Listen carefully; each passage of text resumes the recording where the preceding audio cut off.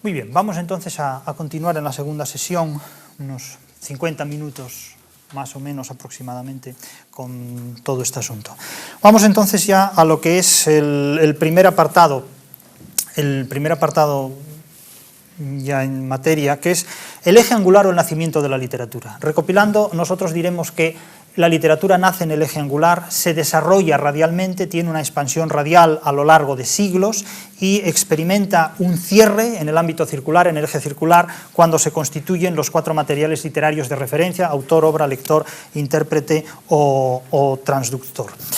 Ahora bien, la literatura nace en el eje angular a partir de los conocimientos que esos pueblos genuinos, originarios, diríamos hoy primitivos completamente, tienen. Y los conocimientos son los propios de unas culturas bárbaras o todavía no civilizadas, no intervenidas por la razón, que es el mito, la ciencia, la religión, la magia y la técnica. El mito es una explicación imaginaria de hechos, por lo tanto nos vamos a encontrar con materiales literarios que exponen explicaciones imaginarias de cosas que ocurren, de cosas que suceden.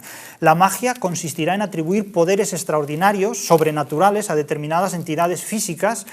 La varita mágica es una sofisticación, pero claro, puede ser las vísceras de los animales, la ornitoscopia, la interpretación de los cantos de los pájaros, etcétera, etcétera. Entonces, estos contenidos van a estar presentes en los materiales literarios más incipientes. Pero, ¿cuál es la característica de todo esto? La característica de todo esto es la de obras literarias que no disponen de la razón propia de las sociedades civilizadas, ni disponen tampoco de la capacidad crítica. Por lo tanto, aquí nos vamos a encontrar con 2 rasgos fundamentales, que son la falta de crítica y la falta de pensamiento racionalmente articulado. Bien, esto no es ningún demérito, esto es una realidad. Con frecuencia a veces me decían, es que usted está calificando a culturas inferiores. No, esto es un criterio que no tiene nada que ver con esto. Es decir, los babilonios no tienen por qué ser inferiores a los nuestros, esto es otra cosa. Es decir, simplemente estamos describiendo unos materiales que van a ser calificados por el mundo posterior como literarios y que en ese momento se gestionan, se elaboran al margen de la razón, que todavía no se ha desarrollado ni articulado, y al margen de la capacidad crítica, porque todavía no se ha desarrollado como tal. Pero, ¿qué es lo que ocurre? ¿Qué es lo que ocurre cuando este tipo de movimientos, de materiales que van a ser literarios, empiezan a utilizar la crítica y la razón? ¿Qué es lo que ocurre? Pues ocurren cosas muy interesantes. Tan interesantes como que un determinado tipo de discurso se empieza a disociar de la religión porque comienza a criticar la religión desmitificándola, por ejemplo, o que empieza a criticar las leyes porque exige una afinación más en la articulación de esas leyes, con determinados derechos para determinados grupos sociales. Entonces, a partir de aquí, la literatura va buscando su lugar entre otros y frente a otros materiales literarios. Para ello es fundamental la infraestructura radial, es decir, quien posee los soportes de escritura posee el poder para ejercer las consecuencias que esa escritura tiene, lo mismo con la oralidad. Y claro, aquí hay una lucha, no diré de clases, pero sí una lucha de sectores y de grupos en este contexto. Pero lo importante del asunto, lo que va haciendo en esos primeros momentos de la literatura un discurso propio, son 2 nociones enormemente importantes, que son la noción de verosimilitud y la noción de fábula. Es decir, la literatura no habla de la realidad, sino de un determinado planteamiento de la realidad. Y no habla tampoco de la historia, sino de un determinado concepto de fabulación, de algo que ha ocurrido. Para ello es fundamental aquí el concepto de ficción, es decir, algo absolutamente exclusivo y característico de la literatura es la ficción. El discurso jurídico no puede basarse en ficciones. Veremos que el discurso religioso se basa en ficciones, pero en ficciones que son tipificadas como tales por una razón escrutadora, pero de ninguna manera los autores de los libros del Antiguo Testamento podrían aceptar que lo que estaban escribiendo eran ficciones. Eso es inaceptable completamente. O que los autores del Corán pueden hablar de su obra como fuera una ficción. Esto sería un sacrilegio absoluto. Eso no lo permitirían de ninguna manera. Sin embargo, el autor de obras literarias presenta lo suyo como ficciones y no ocurre nada. No ocurre nada hasta que cae en manos de los moralistas. Y entonces eso es algo que no se puede permitir. Moralistas, desde el mismo Platón hasta la crítica feminista contemporánea, o lo llamado políticamente correcto, que es la forma más dulce, entre comillas, de ejercer la censura en los tiempos actuales. Por lo tanto, sí cabe decir que el nacimiento de la literatura tiene lugar con la muerte de la plegaria. Es decir, cuando muere la oración, nace la literatura. Cuando el orante se convierte en rapsoda, la religión ha perdido terreno frente a la literatura. Claro, aquí hay una dialéctica, literatura frente a religión, la literatura como provocación de la religión. Es decir, cuando un discurso verbal no tiene el valor de una oración, no tiene el valor de una plegaria, porque sus personajes no se amoldan a las condiciones religiosas que exige ese texto, aquí es una grieta por la que se está abriendo camino la literatura. Los dioses de Homero son totalmente, inmorales, completamente, porque claro, adoptan unas formas de comportamiento que no pueden tolerarse de ninguna manera. No hablemos ya de la idea del dios veterotestamentario, que por otro lado es muy humano, porque incluso se arrepiente de haber creado al hombre, algo que a Spinoza le podría haber puesto los pelos de punta, porque que un Dios se arrepienta de haber creado y dice, pues ahora me he arrepentido de haber creado a esta criatura tan mala, tan desobediente, y les voy a mandar el diluvio y los voy a matar a todos, menos a la sala VIP, que será el arca de Noé, donde los salva a todos ellos. Pero claro, un Dios que se arrepiente es lo más grotesco que puede haber, desde el punto de vista de Spinoza, por lo menos, en este contexto. Quiero decir con esto que cuando la literatura empieza a abrir un camino de disidencia frente a otros discursos, lo hace a través de la fabulación, de la verosimilitud y sobre todo de la ficción. Es decir, los dioses mueren cuando ingresan en la literatura, porque la literatura es el único discurso que considera que Dios ha muerto, porque si Dios está vivo, no se puede plantear su existencia como una ficción, porque la ficción es algo que existe sin valor operatorio. Es decir, la ficción es una materia que carece de actividad operatoria, de existencia operatoria. Esto es algo que deja muy claro el profesor Gustavo Bueno en sus diferentes trabajos. Es decir, la existencia operatoria frente a la existencia no operatoria, que en última instancia se basa en la diferencia aristotélica entre acto y potencia, en definitiva. Es decir, Don Quijote tiene existencia operatoria, ¿dónde? Dentro de la novela, pero no fuera de la novela. Don Quijote no puede salir de la novela. Ahora, el dios veterotestamentario tiene existencia operatoria en todo el cosmos, porque es obra suya, en definitiva. Ahora, claro, si identificamos que un dios es una ficción, primero incurrimos en sacrilegio, podemos acabar en la hoguera directamente. Pero es que entonces estamos adoptando una razón mucho más explicativa y mucho más envolvente que la otra, pero esta ya es una razón antropológica, no una razón teológica. Claro, la literatura se construye sobre la razón antropológica y enfrente de o en contra de la razón teológica. Claro que inicialmente no hay teología, porque claro, estas manifestaciones iniciales de la literatura no se construyen frente a una teología, se construyen frente a algo mucho más magmático todavía, más difuso, que es una creencia, una religión luminosa, donde se adora pues, a la vaca Hathor, o al gato, o a una larva, o a cualquier bicho o insecto sobre el cual la razón humana no tiene control todavía, ¿no? Por lo tanto, estamos hablando, insisto, de estados iniciales, pero la literatura va trazando ya su camino, y su camino es la razón antropológica, no la razón luminosa, no la razón mitológica, no la razón teológica, ¿eh? Y por tanto los intereses de la literatura son intereses terrenales, políticos. Se utiliza la literatura para criticar un determinado orden político, un determinado orden estamental, y se hace a través de una fábula, es decir, de una construcción imaginaria, que no es necesariamente un mito, porque el mito puede no tener raíces sobre el terreno, pero la literatura sí, porque la ficción no existe sin alguna forma de implicación en la realidad. La ficción es legible porque hace referencia a la realidad, pero si no sería ilegible completamente. De hecho, incluso la llamada ciencia ficción no es más que una construcción de un mundo imposible, o un mundo no conocido, pero construido con los términos del mundo conocido. Entonces, claro, por eso los extraterrestres siempre han tenido una forma en cada época en correspondencia con una determinada idea de androide que se tiene en cada época, o los platillos volantes tienen en cada época una forma en consonancia con los conocimientos aerostáticos y aerodinámicos de su propia época, ¿verdad? Es decir, que la sinrazón es muy sabia. No hay nada más inteligente que la falta de razón, porque se diseña muy bien siempre a partir de los conocimientos racionales que se tienen. Entonces es muy bonito decir, no, es que la literatura expresa los sentimientos irracionales. Los sentimientos irracionales te llevan más horas de confección, ¿verdad? Es más difícil construir un sueño, porque además hay que aparentar sus cabos sueltos, sus nociones de condensación y de distorsión, y eso hay que ser un orfebre del disparate. Ser un orfebre del disparate es mucho más difícil, ¿verdad?, que ser un artesano de la razón. Es mucho más difícil ser loco que cuerdo, es decir, no hay cosa más difícil para el ser humano que perder la razón. La gente finge constantemente perder la razón, pero es que no puede. La literatura está llena de locos que son enormemente cuerdos. ¿Por qué? Porque fingir el papel de loco es muy entretenido, te libera de muchas responsabilidades, es decir, el fuero, la locura y el juego son las tres formas de liberarse de las leyes, ¿no? El fuero, el privilegio nacionalista, colectivo, la locura, yo me libero de la razón, por lo tanto puedo hacer lo que me da la gana, tengo un estatuto propio, como hace Don Quijote, y bueno, y muchos otros, es la tesis de Torrente Ballester. Pero los locos más peligrosos son aquellos que fingen el papel de cuerdos y no nos damos cuenta hasta que ya incurren en un despliegue de locuras que son irrefrenables, ¿no? Sobre todo para ellos, en este sentido.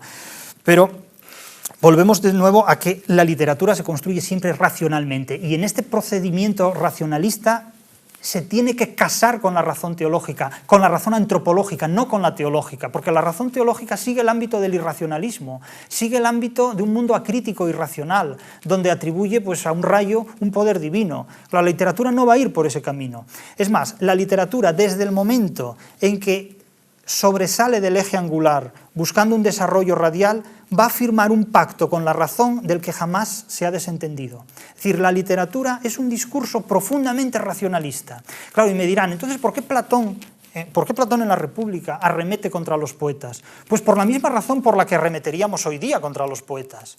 Es decir, cuando oímos hablar a un cantante, en el sentido literal de la palabra, sobre los contenidos de su arte, o a un escultor sobre los contenidos de su escultura, o a un pintor sobre los contenidos de su pintura, dicen muchas tonterías, francamente, porque dicen cosas tales como que un dios les habla, o como que tienen una inspiración del más allá. Eso son tonterías. Hemos leído en Goethe, y a través de profesor Bueno, que dice al escultor esculpe y calla, ¿no? Pues ya está, zapatero tus zapatos. Pues eso. Quiero decir con esto que los artistas no son quienes mejor comprenden sus propias creaciones literarias. Es decir, solo con la edad contemporánea los artistas, los creadores, tienen que hacerse críticos para defender ante los críticos y ante otros creadores los contenidos de sus obras de arte. ¿Por qué? Pues porque la creación literaria no basta para hacer valer lo que la literatura es. Es decir, un autor que salga al público sin una corte de críticos, de periodistas, de críticos literarios, periodísticos que los defiendan, es un autor que está perdido.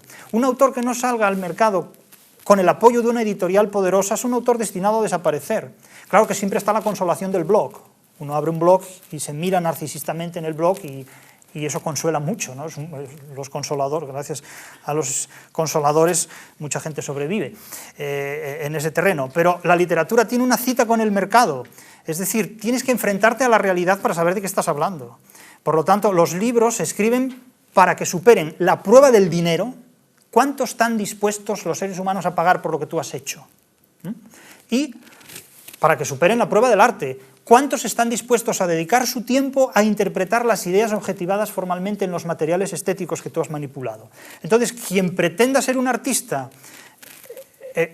evitando el encuentro con el dinero, que supone una cita con la realidad inexcusable, con el mercado, y con la inteligencia de quienes reciben esos materiales literarios, que ni es un artista ni es nada, es un ingenuo, completamente. Es decir, hay que enfrentarse al mercado y hay que enfrentarse a la academia, es decir, al grupo de individuos que utilizan sus capacidades, sus competencias para criticar lo que tú has hecho. Claro, si pretendes eludir el mercado y la academia, entonces, bueno, pues es un autismo ingenuo completamente. La literatura se abre camino precisamente ejerciendo la libertad en la lucha contra un mercado hostil y contra una inteligencia que también puede ser hostil para contrarrestar las ideas que se sostienen en una determinada obra. Cervantes no escribió el Quijote y todos le aplaudieron. Cervantes escribió el Quijote y se encontró con el Avellaneda. Claro, ¿por qué? Pues porque la contrarreforma religiosa no estaba dispuesta a permitir que un loco, que era muy cuerdo por otra parte, estuviera paleando curas y haciendo una crítica relativamente muy subversiva de lo que era el orden político entonces vigente, de una manera tan sutil y tan gratuita, como decía Cervantes, porque el propio Cervantes decía que su obra era una obra completamente inocente, que no tenía más finalidad que entretener a la gente o criticar los libros de caballerías, cuando los libros de caballerías ya en 1605 eran hoy día pues como podrían ser las novelas de Corín Tellado en estos momentos. Quiero decir, es algo que tuvo una eclosión social en un determinado momento y además enormemente valioso y respetable, ni muchísimo menos como los libros de caballerías, pero que no ese es el motivo cervantino. Es decir, el finis operis del Quijote fue otro, fue muy otro, y el finis operantis de Cervantes también fue muy otro, completamente diferente. Pero insisto, el racionalismo humano es en ese punto absolutamente fundamental, porque el planteamiento es, si la cordura es la razón teológica, entonces lo mejor es volverse loco cuanto antes. Ese es el planteamiento. Claro que no hay que olvidar que la razón teológica de Trento era mucho más avanzada y desarrollada que la razón protestante de Lutero, pero esto es otro capítulo. Es decir, el luteranismo, y ahora en un momento dado iremos sobre él, fue un retroceso, como sabemos todos los que estamos aquí y hemos leído a Bueno, pues fue un retroceso impresionante, racionalmente hablando, porque es la vuelta al fideísmo, es el camino que conduce a Auschwitz, como dice el profesor Bueno en una cita que tengo aquí delante, tomada de una entrevista en La Nueva España, y que puedo leer, porque ilustra el contexto de lo que voy a decir. Dice Bueno, en un momento dado. Esto está reproducido está sacado de la página de la Fundación, en las entrevistas a Bueno. Dice, la Iglesia Católica es filosofía griega y derecho romano, obviamente. Y en el catolicismo hay mucho más racionalismo que en el luteranismo, que es nulo, y que en el islamismo. El luteranismo conduce a los campos de concentración porque es el imperativo categórico. Hitler tenía su imperativo categórico, sus valores éticos, como cualquier otra persona. El ataque a los judíos viene de Lutero. Lutero tiene unos textos contra el judaísmo impresionantes, feroces, que empezó en serio ese proceso. Lutero es el mal dentro de la cristiandad. Considera que el hombre es un individuo que está solo con Dios, una idea de tipo neoplatónico, solo con el solo, que decía Plotino. Lutero, que tenía excesos de terror, de histerismo, en sus éxtasis místicos compara a Dios con un dragón. El luteranismo no tiene sacerdotes, no hay domingos, todos los días son domingo. Marx dice que esta frase de Lutero sonaba muy bien a los capitalistas, que la interpretaban como que todos los días eran laborables. Es el subjetivismo completo, es la conciencia. Creo que el luteranismo ha empezado a triunfar después de Hitler.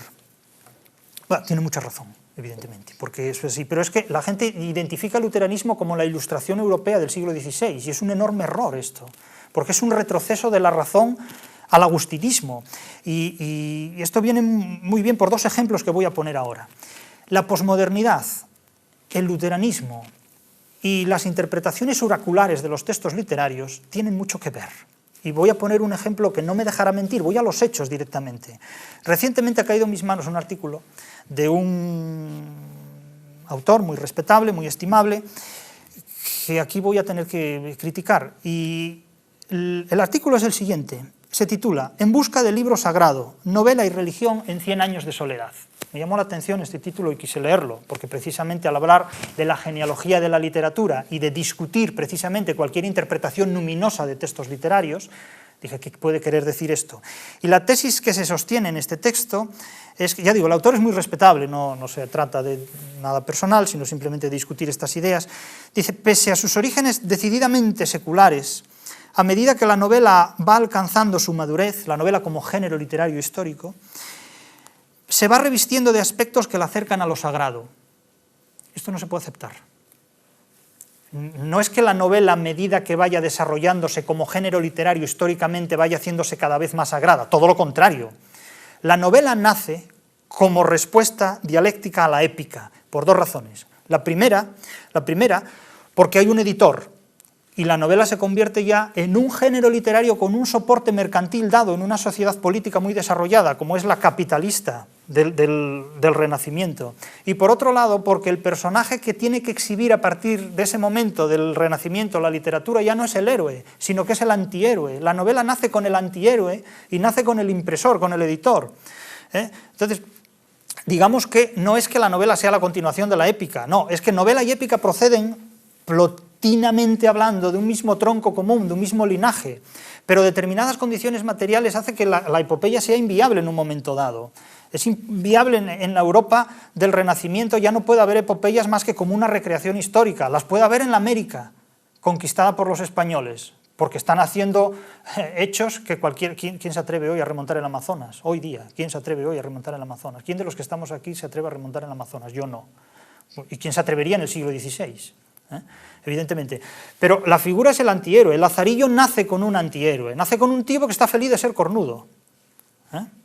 Está feliz de ser cornudo.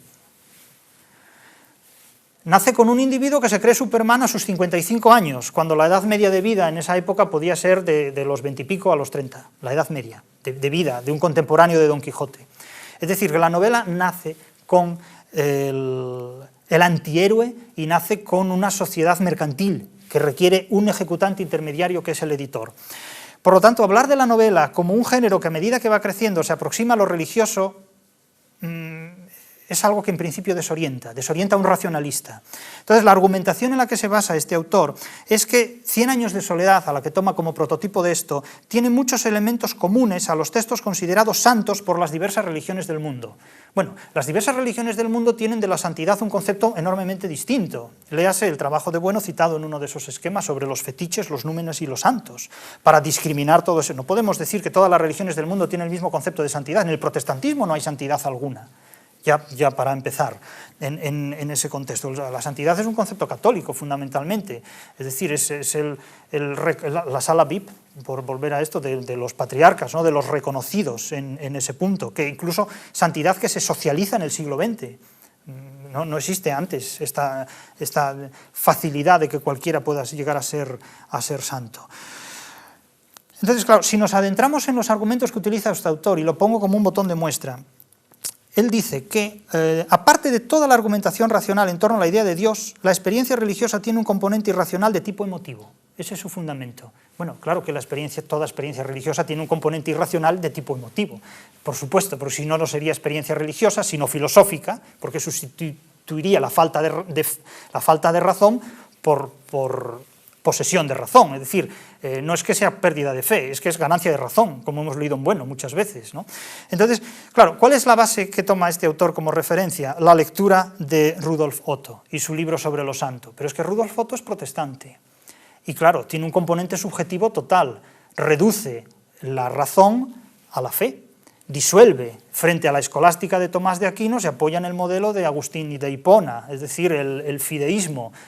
Agustín de Hipona es el germen del luteranismo, en definitiva, Lutero es un agustino. Entonces, ¿qué es lo que hace? Las obras literarias tienen el sentido que yo le doy, la norma es mi conciencia, la norma se reduce a un autologismo, la Biblia dice lo que yo quiero que diga, la autoridad del Papa de Roma nada. Lutero tiene una frase que es brutal, es una frase que es terrible, es decir, la razón, die Vernunft, es la ramera mayor, die höchste Hure, la mayor ramera,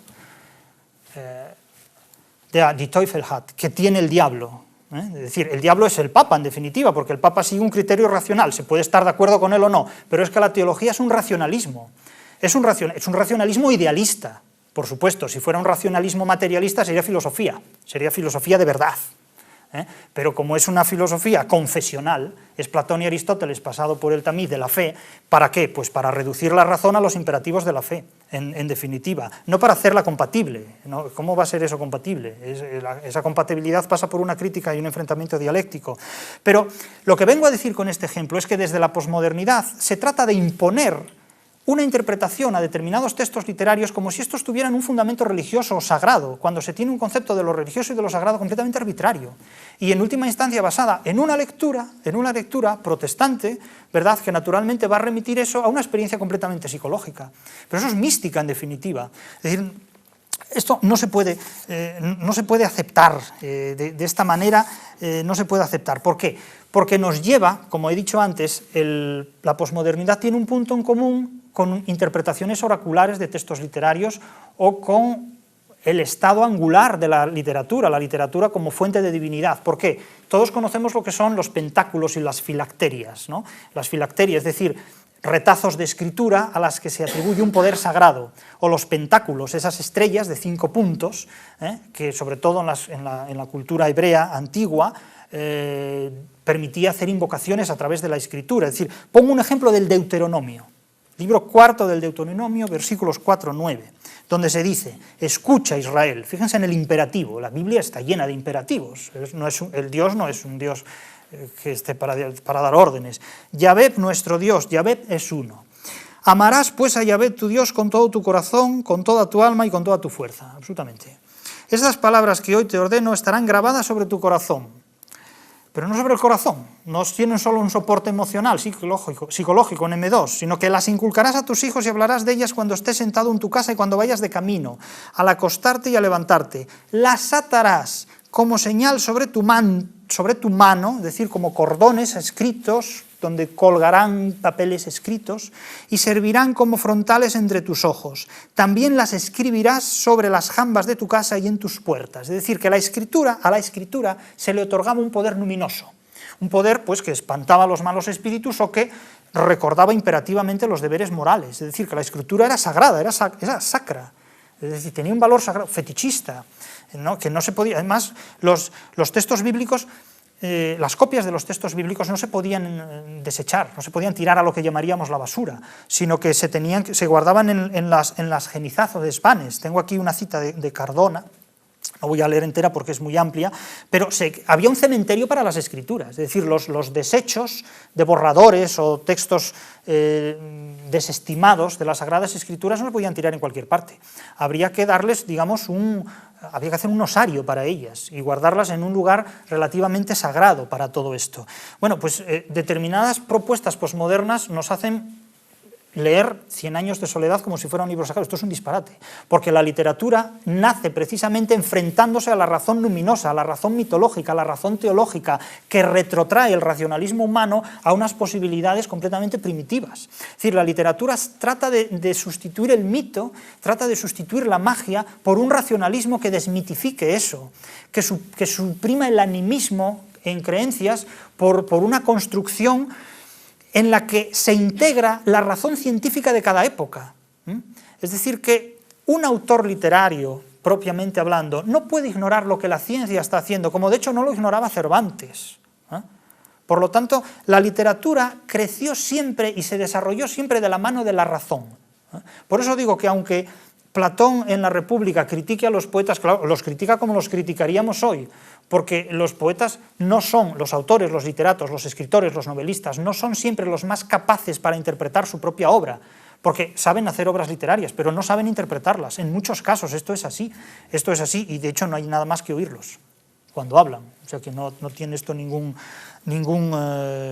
problema en ser reconocido. Pero quiero poner aún un ejemplo más, y es un ejemplo de Agustín de Hipona. Quienes hayamos leído las confesiones, habremos atravesado por ese pasaje tan citado donde Agustín de Hipona oye voces de alguien que le dice toma y lee, tole lege, ¿no? Coge y lee.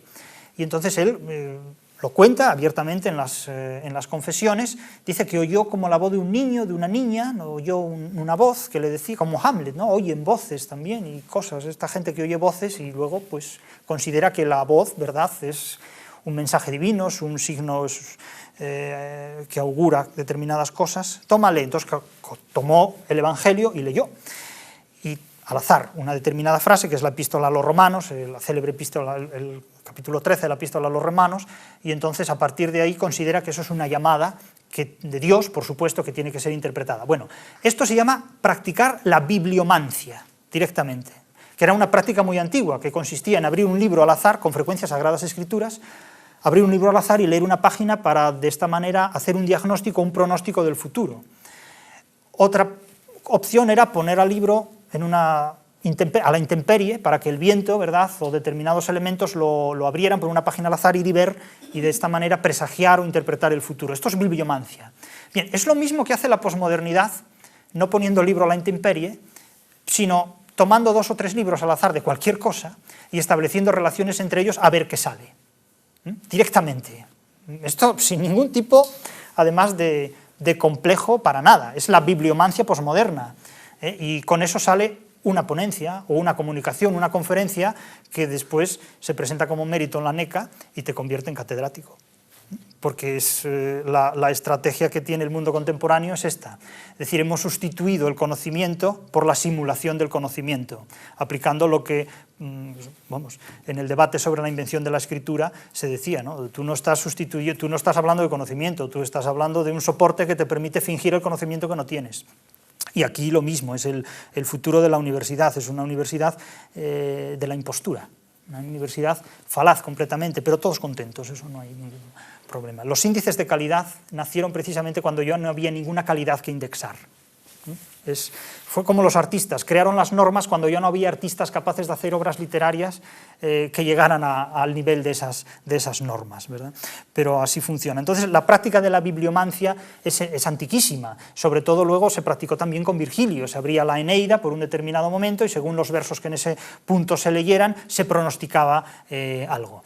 Bien, la práctica de la bibliomancia en la crítica literaria contemporánea se llama intertextualidad en muchos aspectos y consiste en que a partir de un texto se coge otro cualquiera y se busca una relación cuyo fundamento es la emotividad del que lee, pero no la inteligibilidad de que exige el texto. Es decir, se reduce la interpretación literaria no a un pronóstico, sino simplemente a un diagnóstico emocional. Es decir, ¿qué sientes cuando lees determinado pasaje de 100 años de soledad o de Crónica de una muerte anunciada? Bueno, pues lo que tú sientas o no, a mí me importa, porque eso no es relevante a la investigación literaria. Es decir, cuando leemos una obra como 9 ensayos dantescos de Borges, no nos estamos informando de lo que es la Divina Comedia, sino de lo que pensaba Borges de la Divina Comedia. Cuando leemos Vida de Don Quijote y Sancho de Unamuno, no estamos aprendiendo cosas nuevas sobre Cervantes, sino sobre lo que Unamuno pensaba sobre Cervantes, que es que no es lo mismo en ese sentido. Es decir, lo que hace Agustín de Hipona no es más que el ejercicio del bibliomante, y esto sorprende, ¿verdad?, que un patriarca de la Iglesia practique esto, pero lo confiesa él mismo en esa obra. No es de extrañar, por tanto, que después Lutero llegara y dijera que oía voces, que la conciencia de Dios le hablaba a él directamente y le decía lo que tenía que hacer. Claro, eso es reducir toda la teología escolástica a un fideísmo.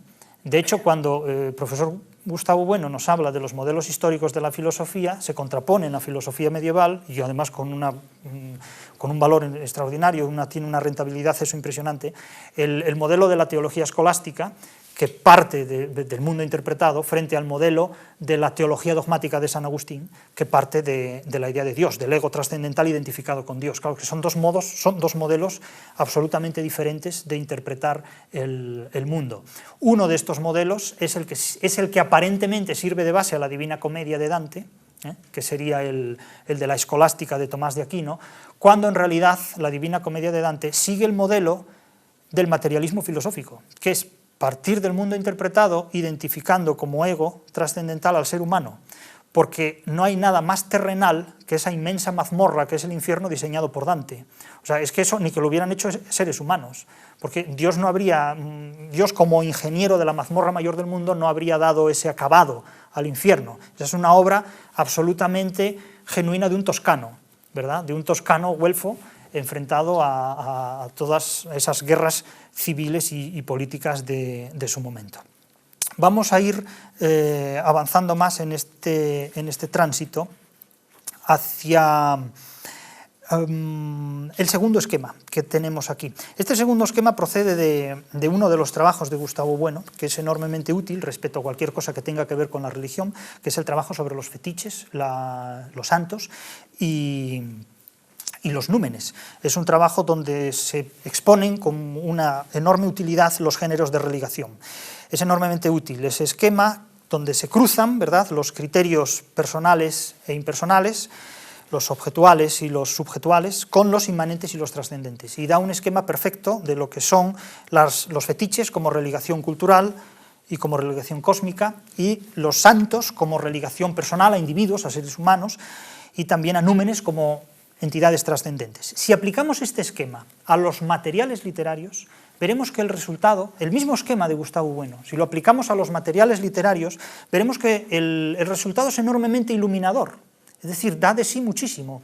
Una vez más se confirma el potencial que el materialismo filosófico tiene como método, como metodología, para explicar lo que son los materiales literarios.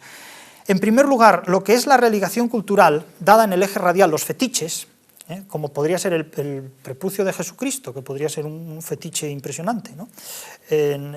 Dado en el eje radial. Bien, en el caso de los libros, es lo que comúnmente se constituye en las bibliotecas. Es decir, lo que son las bibliotecas, el almacenamiento de los libros, la codificación de los libros, son los fetiches fundamentales. Es decir, si nosotros queremos leer algo, tenemos que ir a un tipo de soporte, que va desde el volumen encuadernado instalado en una biblioteca hasta el CD. Es decir, no podemos no prescindir de ese elemento material, en todo o en parte, o desde la fotocopia o desde el lápiz de memoria, como queramos que sea este, pero eso es un elemento fundamental. Luego tenemos, evidentemente, en ese segundo apartado, la religación personal. Esto ya nos impone una cita con el mercado y la academia, es decir, la personalización del autor. Es decir, hay autores endiosados completamente. Tenemos los santos del mundo académico. No estoy pensando en los académicos, que son los santos del mundo académico, las autoridades, pero pensemos en un Vargas Llosa, por ejemplo. Lo que hace la gente por ir a oír a un Vargas Llosa o tocarle la mano, tener un libro firmado por él, es decir, el fetichismo, el aura que desprenden estas figuras, esto se da en el ámbito del mercado literario completamente, la feria de libro donde se exhiben, los profesores de universidad que son auténticos, se conceden a sí mismos las plazas con una endogamia académica, se autopromocionan, ¿verdad?, se generan a sí mismos sus puestos, hacen críticas, tú me reseñas, yo te reseño, y así funciona el mercado realmente. Entonces, ese cuerpo de santos académicos existe perfectamente, unos más que otros, pero es una corporación de la cual salen, pues en un momento dado, los premiados en el Cervantes, en los Nobel, es decir, son santidades de este mundo. Luego tenemos en tercer estadio lo que sería la religación cósmica, fetiches ya completos, es decir, es la bibliomanía. El tener el Códice Calistino en la mano, el tener el ejemplar del Cantar del Cid en la mano, el tener la primera edición del Quijote en la mano, es decir, ya no nos vale una reimpresión en el siglo XX que está en la biblioteca, sino, digamos, el fetiche original, el que tiene un valor y que alcanza en el mercado unas sumas extraordinarias en un momento dado. Y luego tendríamos, en cuarto lugar, la religación religiosa, que sería la propiamente luminosa, ya en el eje angular, que sería considerar a las escrituras como sagradas, la Biblia o el Corán. Es decir, son sagradas escrituras, solo determinada gente la puede interpretar, solo determinada gente la puede tocar. Es decir, el Pentateuco, por ejemplo, no podía guardarse en una casa donde se hubieran mantenido relaciones sexuales, según aducen algunos autores. Claro, es tremendo esto, para los dueños de la casa. Es decir, que todo este esquema que el profesor Bueno propone para los géneros de religación tiene una extraordinaria aplicación igualmente en el ámbito de los materiales literarios, en el ámbito de la literatura, se le puede dar una aplicación perfectamente, ¿no? Esa religación religiosa en los númenes es considerar las tablas de Moisés, las tablas de la ley de Moisés como un texto sagrado, el Corán como un texto sagrado, el Viejo Testamento como un texto sagrado. Y dentro de esta tendencia, bueno, pues todas esas leyendas que hablan de la célebre carta que cae de los cielos, escrita por Cristo y enviada a los apóstoles, es decir, todo esto estaría dentro de ese contexto. Yo recuerdo un congreso cervantino donde una persona asistió diciendo que tenía el manuscrito original de Cide Hamete Benengeli, escrito en árabe, del cual se extrae la traducción al español del Quijote. Así lo dijo en un congreso. Esto no es un sueño que yo he tenido, esto aconteció realmente. Claro, esto es una cosa extraordinaria, evidentemente. Le preguntaron que para cuándo tendría la edición crítica y dijo que la estaba elaborando. Esto hace ya un tiempo, pero bueno, estas cosas llevan su tiempo el hacerlas. La esperamos con interés en ese punto. Entonces, ahora a partir de aquí vamos a entrar en otro terreno, ya para ir encauzando la parte última de este tramo, y es el que hace referencia a la definición de literatura que di anteriormente. Anteriormente he definido la literatura a partir de es una definición que yo ya di en el año 94, cuando hice mi tesis doctoral, y que luego desarrollé en la primera introducción a la teoría de la literatura del año 97, que fue la literatura como una construcción humana. Es una construcción, porque no es una creación, es una construcción. Se toma materiales y se construyen. Es una construcción humana porque está hecha por seres humanos. Esto ya nos sitúa en el eje circular, pero naturalmente con materiales que proceden de un eje radial. y que ya están dando la espalda a un eje angular, porque el fundamento no está en el eje angular. Esto no quiere decir que en la literatura no haya elementos tomados del eje angular. Claro que en la literatura hay ángeles, hay númenes, hay sueños, hay entidades extraordinarias. Eso está la literatura fantástica, eso está la literatura maravillosa y lo sobrenatural, ya, pero hay una razón que la explica o que se enfrenta a ella, no que se limita a ella. No es lo mismo limitarse a un fantasma que explicar a un fantasma. Ya he dicho muchas veces que el hecho de que yo diga que ayer estuve con un fantasma no quiere decir que existan los fantasmas, quiere decir que necesito un médico, porque no estoy bien de la cabeza, evidentemente, entendámonos en ese punto. No es que Alberti al escribir sobre los ángeles esté mal de la cabeza, no, es que está utilizando un determinado tipo de literatura que, como llegaremos ahí en su momento, es una literatura reconstructivista sofisticada, es decir, es una literatura cínica en definitiva, porque estamos compartiendo lectores y autor una falacia, una mentira, que nos permite expresar determinadas cuestiones, que en un momento dado no se pueden expresar. Por lo tanto, la literatura es una construcción humana libre que utiliza signos del sistema lingüístico, palabras a las que confiere un valor estético, tiene un valor de arte, de poética, confiere un estatuto ficcional, es decir, se segrega de la operatoriedad del mundo, instituye un estatuto ficcional y se sitúa en un proceso comunicativo, pragmático y social que se expande geográficamente en el espacio, históricamente en el tiempo y políticamente en el seno de un Estado. No hay literatura fuera de un Estado, esto es fundamental, no hay literatura fuera de un Estado, porque fuera de un Estado no hay instituciones que hagan posible desarrollar objetivamente, materialmente, formalmente lo que la literatura es. Encima de una nube no puede haber literatura, en una tribu no hay literatura, porque no hay una cadena de producción y consumo, no hay una cadena material que sustantive todo esto. Por lo tanto, claro, como decía Spinoza, la plenitud de la libertad humana tiene lugar dentro del Estado, nunca fuera de él.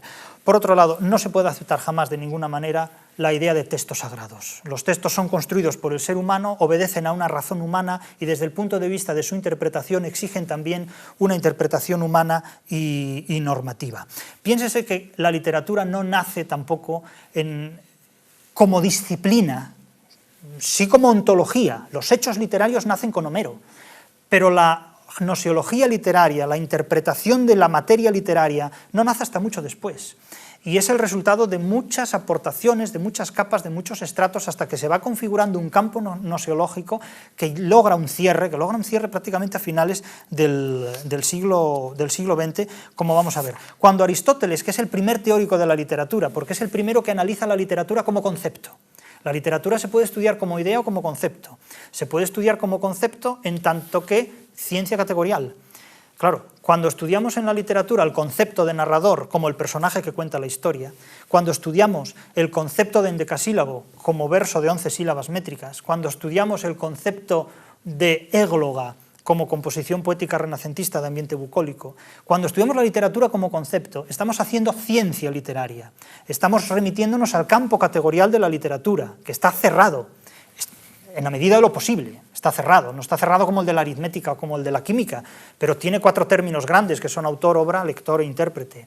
Pero cuando estamos estudiando las ideas literarias, por ejemplo, la idea de libertad en Cervantes, ahí hacemos filosofía, ahí hacemos crítica de la literatura, porque esa idea está rebasando todos los conceptos. Está rebasando todos los conceptos. La idea de libertad en Dante, esto nos obliga a tener en cuenta lo que es la política de güelfos y gibelinos en el siglo XIII, en el siglo XIV, evidentemente. Pero hay que distinguir la literatura como concepto. El primero que estudia la literatura como concepto es Aristóteles en la Poética, Peripoietiké. Hablemos de la poética y sus elementos y sus partes. Y él habla de una materia que no tiene nombre todavía y que es la literatura.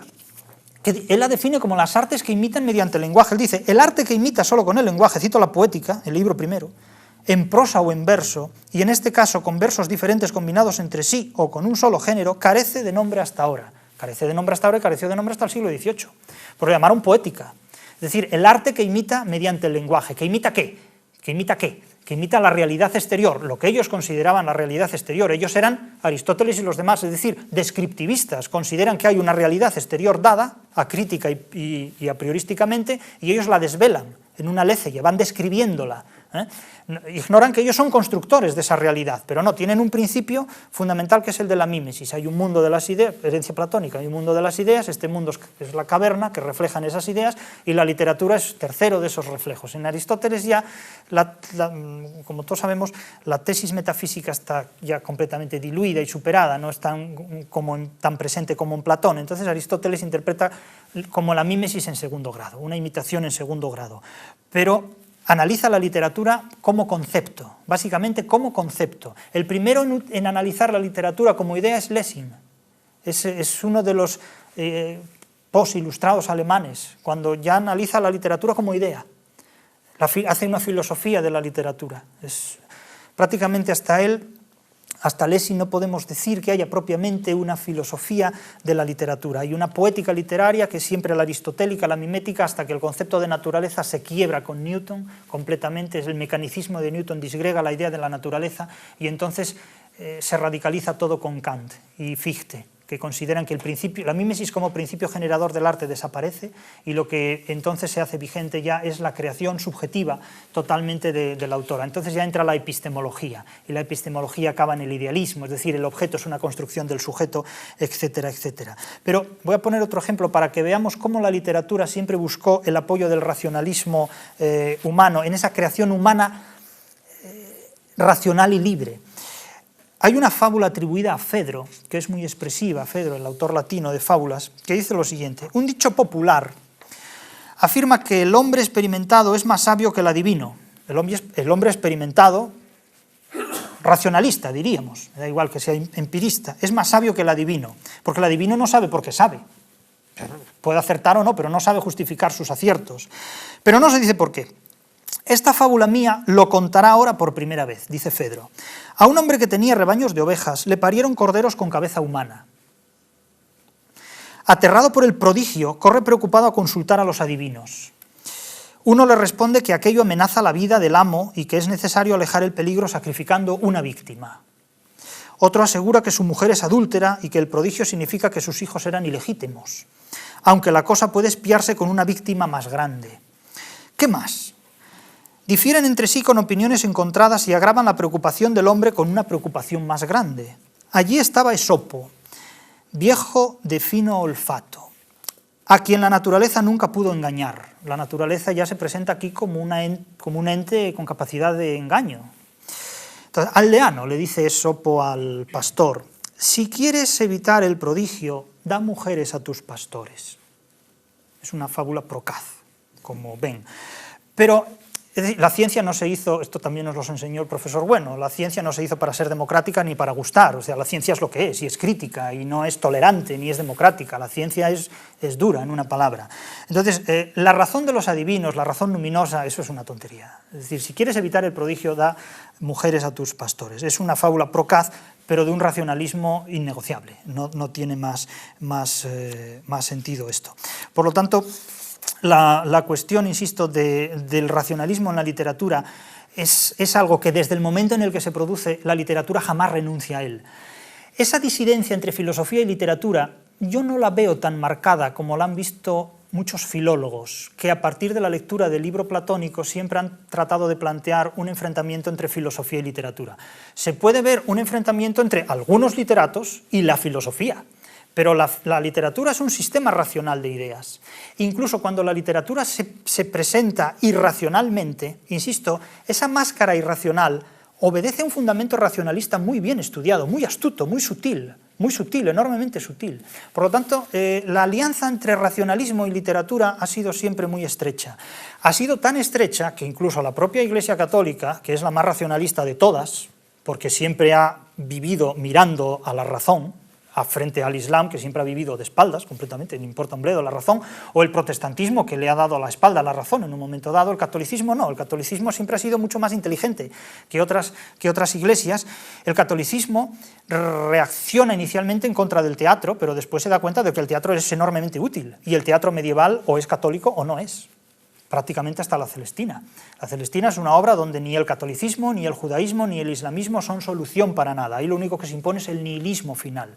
Es un nihilismo racionalista, es decir, el mundo es un revés absoluto, no hay ninguna solución para nada. De nuevo, en una época terriblemente inquisitiva desde el punto de vista de la fe, la Celestina es una obra que se sustrae a los tres grandes credos dominantes, el islam, el cristiano, entonces cristiano todavía, no católico, y bueno, el protestante aún no se había desarrollado, o cualquier forma de creencia, frente a una opción tercera que es el nihilismo. Es un racionalismo nihilista y materialista. Es decir, aquí no hay más mundo que el terrenal y después no hay nada. De hecho, el personaje protagonista, Melibea, se suicida en contra de Dios y en contra de cualquier creencia, porque no tiene ninguna fe, ningún más allá posible. Pero, insisto, en este punto el racionalismo católico le ha hecho al catolicismo contar con todo tipo de formas literarias que puedan serle útiles para su expansión en todo terreno. Entonces, si no puedes vencerlo, únete a él. Entonces, el teatro medieval se ha desarrollado de la mano del racionalismo y el teatro del siglo de oro no es, en definitiva, en muchos aspectos otra cosa más que un espectáculo confitado de teología católica en muchos aspectos, En cuanto a la cuestión de la libertad, cabe decir que la literatura no es posible sin libertad. Y me dirán, bueno, entonces, ¿cómo el Quijote se escribe en una obra de terrible censura? Bueno, pues por la misma razón por la que la literatura irracional se manifiesta como tal cuando es profundamente racional, porque el racionalismo del Quijote es muy superior al racionalismo de sus censores.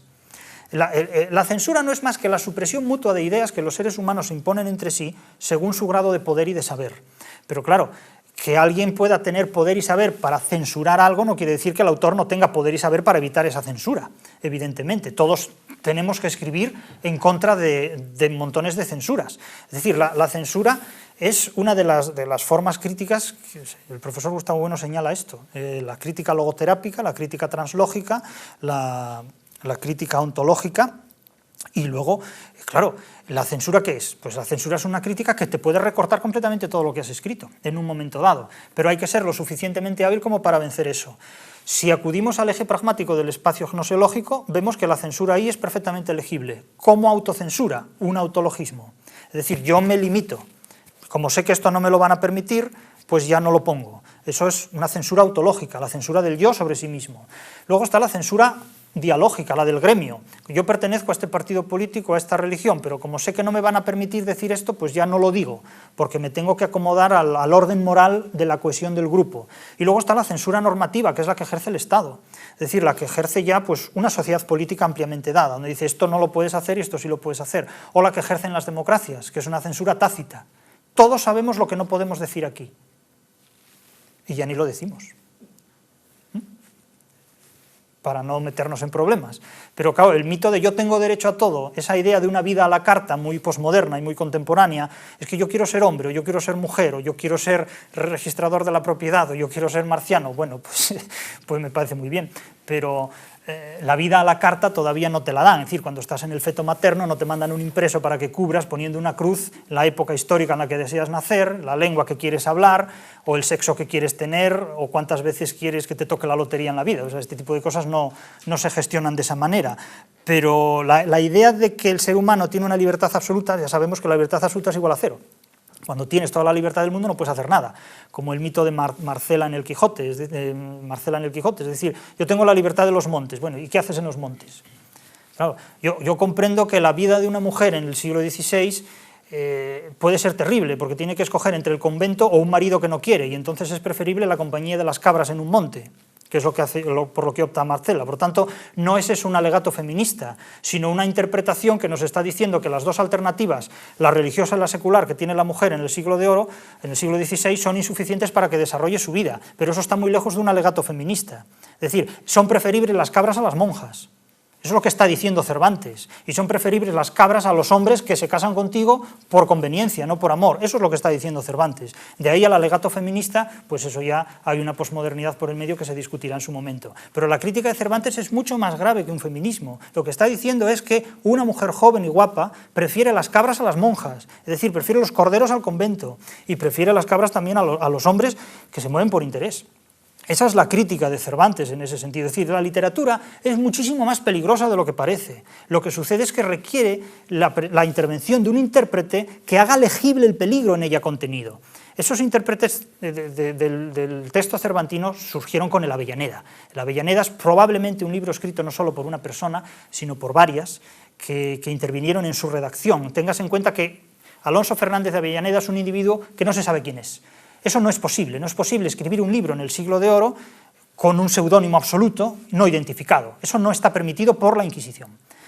Y por otro lado, es un libro que da a leer al Don Quijote de la Avellaneda los mismos manuales, la Flos Santorum y la Guía de Pecadores del Padre Granada, que eran los mismos libros que la Inquisición daba a leer a aquellos presos intelectuales, por así decir, ¿verdad? Es decir, que lo más probable es que ese libro haya salido de la Inquisición, haya salido de los talleres de la Inquisición. No fue nunca censurado por la Inquisición, nunca fue tocado por ella, defiende al familiar del Santo Oficio, nombre de la casa, como era Lope de Vega, el gran Lope de Vega, ese cura que tuvo tantas amantes. No digo yo que sea mala cosa, pero digo lo que hay. Probablemente ese libro salió de la casa. El Quijote de Avellaneda es la mejor interpretación contrarreformista y la primera interpretación, además, que se ha hecho del Quijote cervantino. Incluso interpretación que se hizo in medias res, antes de que el Quijote cervantino en su segunda parte fuera publicado. Y eso salió de la casa. ¿Esto qué quiere decir? Pues quiere decir, y entramos en la idea de biocenosis, que quizá lleguemos a ella mañana, que los autores literarios entre sí se comen el terreno.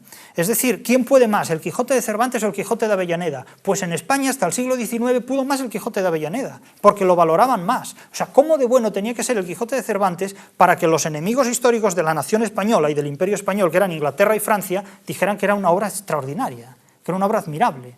Claro, y los españoles se sorprendieron a sí mismos en el siglo XVIII teniendo en su propia lengua escrita una obra en la que se contiene el genoma de la literatura. Es decir, si toda la literatura del mundo desapareciera, podría reconstruirse perfectamente a partir del Quijote, porque en el Quijote está todo. Están todos los géneros literarios, está el genoma de la literatura, el ADN de la literatura entero de pies a cabeza está contenido en el Quijote, en ese terreno.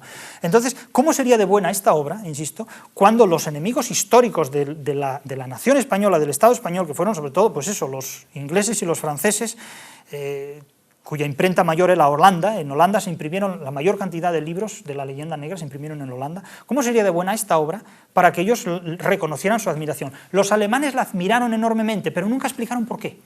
Los alemanes admiraron todas las obras de la literatura española del Siglo de Oro desde posiciones próximas al misticismo. Es decir, la admiraban, les parecía admirable, pero también les parecía admirable Calderón. Y claro, cuando Calderón es admirable y Cervantes también es admirable, esta analogía de admiración exige una explicación, porque no pueden ser admirables por las mismas razones. Porque Cervantes es el Spinoza de la literatura, es el ateísta de la literatura. Es decir, Cervantes niega la existencia de cualquier dios porque seculariza absolutamente todo. De hecho, lo que hablábamos anteriormente, la literatura es la secularización de la escritura. Cuando la escritura se segrega del eje angular, cuando la escritura se segrega de las filacterias y de los pentáculos y de ese carácter luminoso, entonces comienza la literatura, es cuando se entierra a los dioses. Y Cervantes es el individuo que más dioses entierra.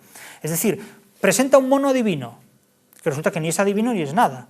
Es un delincuente que se hace con un mono y que va recorriendo los pueblos después de mandar a un muchacho delante para que le diga lo que pasó y que el mono luego se lo cuente. Entonces el mono es un adivino retrospectivo, cuenta lo que pasó, pero lo llama mono adivino. Después hay una cabeza encantada que habla y pronostica el futuro, pero resulta que, nada, es el artefacto, es un trampantojo, es el artefacto de un tío que tiene un sobrino, un tío, hermano de su padre que tiene un sobrino, que se mete debajo de la cabeza y hace voces. Entonces la cabeza dice cosas que, por ejemplo, una mujer le pregunta, y mi marido me engaña, es adúltero, y dice la cabeza, eso tú lo sabrás, tú lo sabes, según cómo te trate, ¿no? Etcétera. Entonces dice obviedades, y el narrador dice que la cabeza dice cosas admirables. Entonces el lector, un poco ingenuo, considera que el narrador dice la verdad, cuando el narrador del Quijote miente más que habla, se pasa la novela mintiendo permanentemente.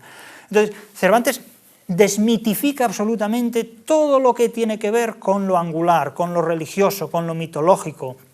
En el Persiles exalta enormemente todos los instrumentos de la fe, ¿no? Entonces cuando entra en una iglesia donde están trozos humanos en forma de figuras de cera, que son mutilaciones, pues lo describe como un campo de miserias, abiertamente. Es decir, Cervantes es el Spinoza de la literatura, es un ateísta absoluto, es la negación de un mundo trascendente, pero con una retórica admirable. Cualquiera lee a Cervantes y puede considerar que Cervantes en el Persiles está haciendo la obra maestra de la Contrarreforma, cuando lo primero que hacen los peregrinos cuando llegan a Roma es tener un encuentro, el peregrino protagonista es tener un encuentro con una prostituta.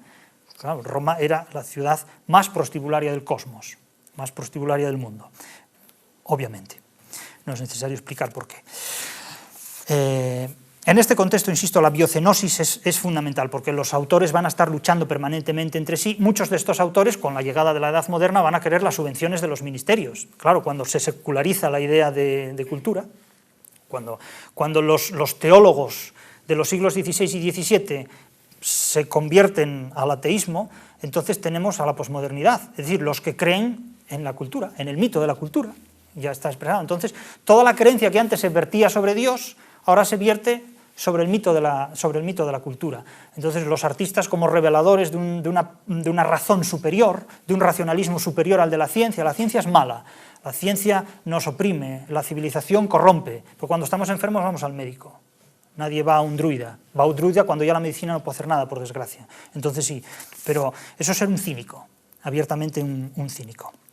Y debemos ir concluyendo ya este apartado hasta el punto que ya debemos concluir. Quiero decir, no quiero abusar más de la paciencia, entonces nos quedamos en el apartado de lo verbal, lo poético y lo ficticio, que lo continuaremos mañana, si los dioses lo permiten.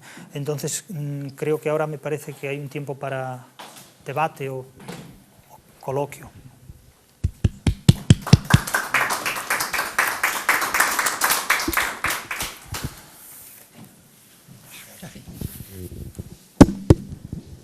Bueno, pues nada, yo primero de todo felicitar al ponente, al orador, al profesor, al maestro, ¿verdad? Porque ha sido una exposición muy bonita, muy luminosa, con ideas muy brillantes. Por ejemplo, esto último de Avellaneda y la Contrarreforma, y esto es francamente interesante. Y todo está lleno de conexiones y de, pues realmente muchas veces sorprendentes por el modo de interpretar las cosas y demás. Bien. Simplemente se me ocurre, para efectos para ver cómo reacciona él ante esto que voy a decir, que no tiene por otra parte nada de particular. Claro, a mí me ha gustado mucho esta defensa del racionalismo de la literatura. Creo que es y su contraposición a las interpretaciones postmodernistas y demás. Esto me parece muy importante y muy actual, porque claro, la confusión aquí todos sabemos lo que hay. Por ejemplo, la repercusión enorme que ha tenido en Estados Unidos, pues todo este grupo de los Deleuze y demás, ¿verdad? Una cosa tremenda, ¿verdad? Allí realmente fue un desembarco que hicieron en Estados Unidos y que luego volvió sobre Francia y Europa y produjo pues todo este movimiento editorial que todavía vivimos de él, ¿verdad? Bien. Y entonces, pues este análisis crítico radical de este movimiento y esta vuelta al irracionalismo, lo de 100 años de soledad, etcétera, me parece utilísimo y necesario completamente. Prácticamente el campo está virgen, es decir, es imposible. Es decir, esto cualquier crítico literario, las revistas literarias que de vez en cuando lees, a mí me mandan de vez en cuando alguna, es una cosa que te aterrorizas, ¿verdad? Las páginas de Babelia del País, las páginas que tienen los periódicos sobre la producción literaria de la semana, bueno, es una cosa horrible, es la gratuidad completa. Ahora bien, estando por supuesto de acuerdo completamente en esta visión de la literatura y del racionalismo de la literatura en su propia estructura, la pregunta que hago es esta, porque me parece, o he encontrado un cierto paralelismo entre esta crítica a la posición de Lévi-Brill en cuanto criticado por Lévi-Strauss. Es decir, la tesis de Lévi-Brill es la tesis de la mentalidad primitiva. Exactamente. Hay una mentalidad primitiva en donde el principio, las leyes de la razón son desconocidas, incumplidas, rige la ley de la participación y por tanto pues hay una fase previa que es la fase que comprende pues la mitología, en fin. Y en cambio, claro, Lévi-Strauss lo que viene a decirle es que no, que en la mitología, en la mentalidad primitiva, hay una razón, un pensamiento salvaje, pero que tiene una estructura tan racional de algún modo como esta. A ver cómo contemplaba este asunto. Claro, evidente, ese fue un debate histórico importante en los sí, años 60 con el estructuralismo, es decir, eso... En su momento eso tuvo mucha importancia y, por supuesto, es plenamente actual. Es decir, la cuestión del mito, la magia, la religión, ¿carece de razón o tiene un racionalismo dado a una determinada escala que puede ser para nosotros más o menos inasequible? Bueno, yo ahí acudiría, como siempre hago cuando me surgen preguntas, a su obra, a la obra suya. Claro, usted dice que... yo recuerdo perfectamente en muchos trabajos suyos que he leído, que son los que me sirven de referencia a mí siempre, usted dice que esa oposición entre el mito y el logos no es tal, no es tan radical. Es decir, en el mito hay un racionalismo, hay un logos. Y es cierto, efectivamente, los mitos platónicos tienen un racionalismo clarísimo, ¿no? Ahora bien, ¿cómo afrontar desde ese planteamiento, de estos criterios, el sentido que yo he estado dándole a estos asuntos?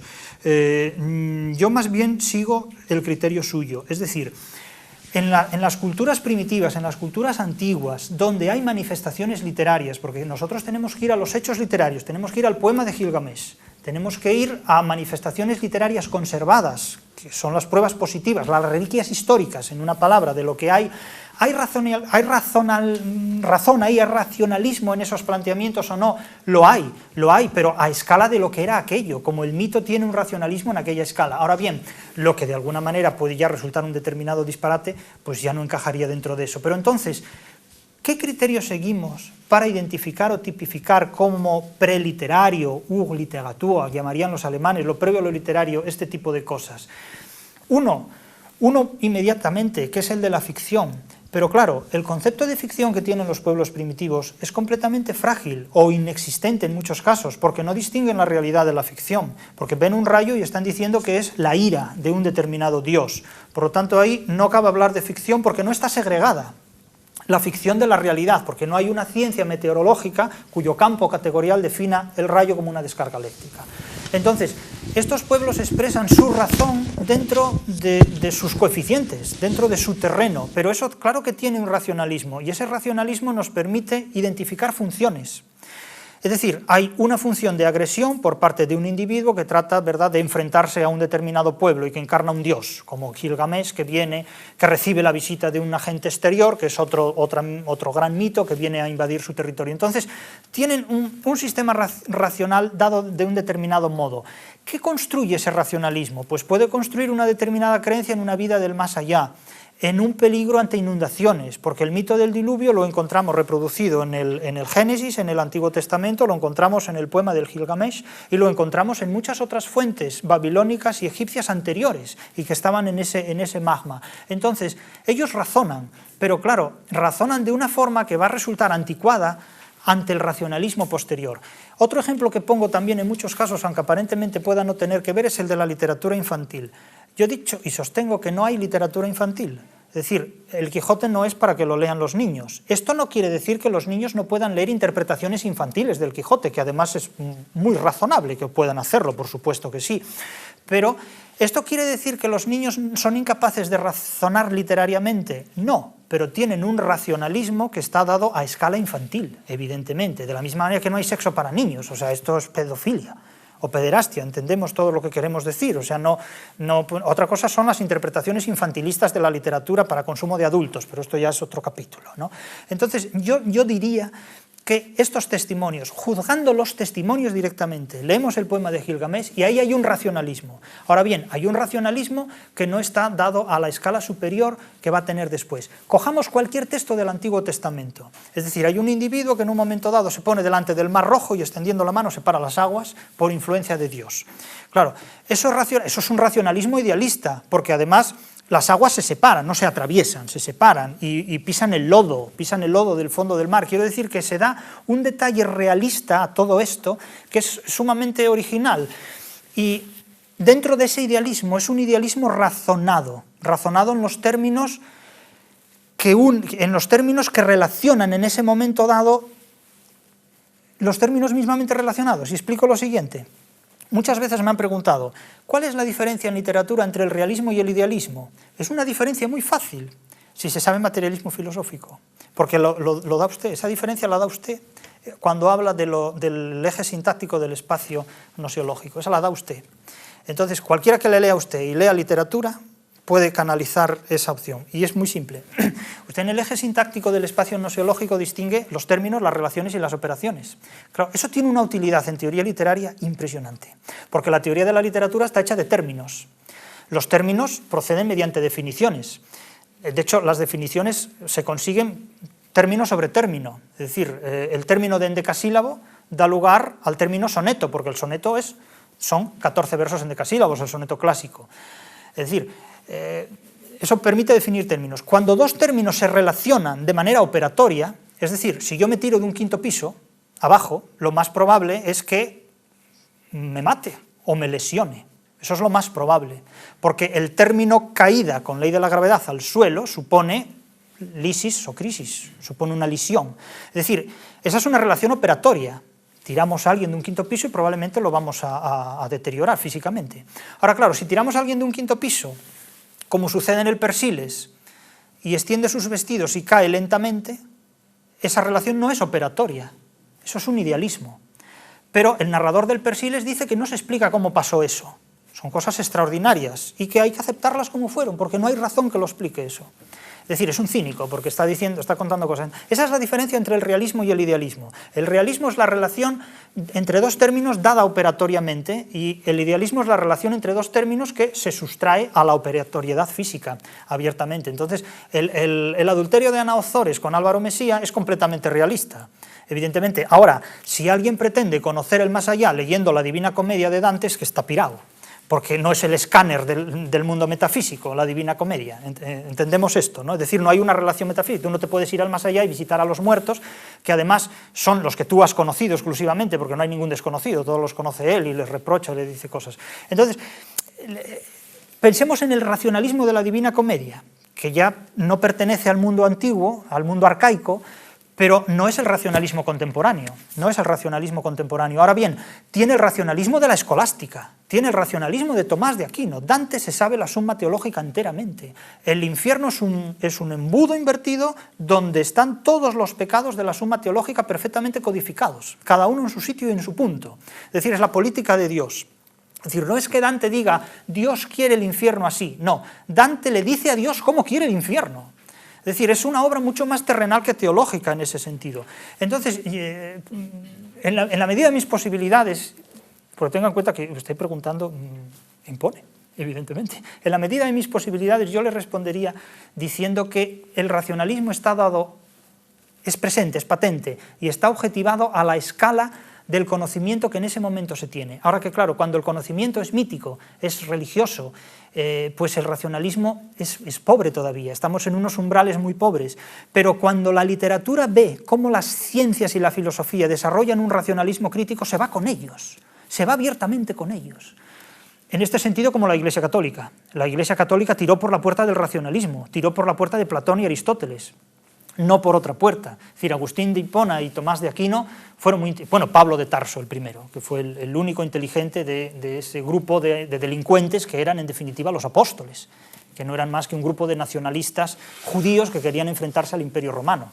En definitiva, era un grupo de delincuentes, podemos decir, de terroristas, de la época en la que el único inteligente fue Pablo de Tarso, que dijo no hay que ir en contra del imperio, sino a favor del emperador, y fue la única manera de convertir, porque el catolicismo, el cristianismo es un invento de Oriente, pero rentabilizado por Occidente, porque su capital tendría que estar en Jerusalén, no en Roma, que es la capital del imperio.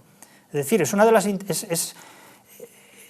catolicismo es una religión que Occidente le ha robado a Oriente, en definitiva, porque la razón, el logos, esto es muy duro decirlo, pero el logos es europeo, y desde Europa se exportó a las demás culturas. Yo sé que esto molesta, pero la ciencia no se hizo para dar placer.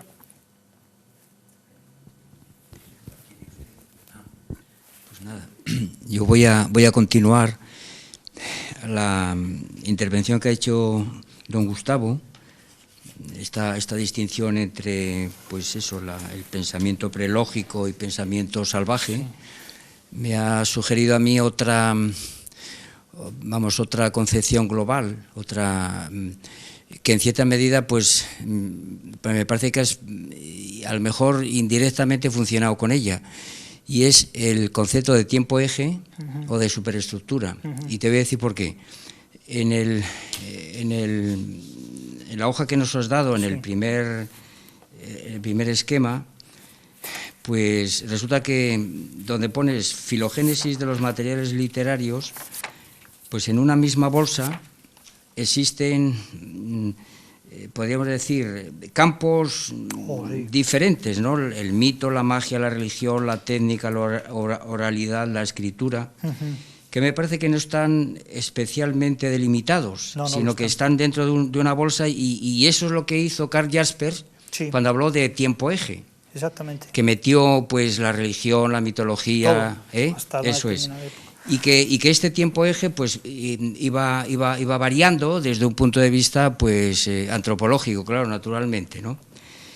Y en cierta medida esto lo pretende corregir el pensamiento marxista, concretamente John Bernal, cuando dice, no, en realidad todo eso que Karl Jaspers llamaría tiempo-eje, pues podríamos decir que es la ideología propia, pues, de la época, pues, del bronce, pero con el hierro se produce otra superestructura. Sí. Pero también John Bernal pues incurre en la misma sustantivación de ese componente heterogéneo en el cual, pues, está la ciencia, la religión, la filosofía, la literatura. Y la cuestión que yo planteo, que yo suscito, es precisamente lo que yo pido, ¿no? Desde el punto de vista, porque me voy a referir a dos asuntos, a lo que sería la filogénesis o el núcleo,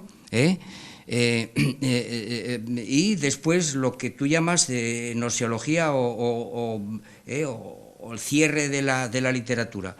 Lo que yo te pediría o te sugeriría es precisamente que todos esos componentes que están en el núcleo tienen a su vez que ser diseccionados, es decir, porque no es lo mismo una cosa que la otra, y que precisamente la potencia del materialismo filosófico consiste en que sabe delimitar lo que es el mito de lo que es la filosofía, de lo que es la literatura, y a lo largo de tu exposición a veces parece que tenían tantos puntos en común que yo no veía claramente la diferencia entre la filosofía y la literatura, por ejemplo.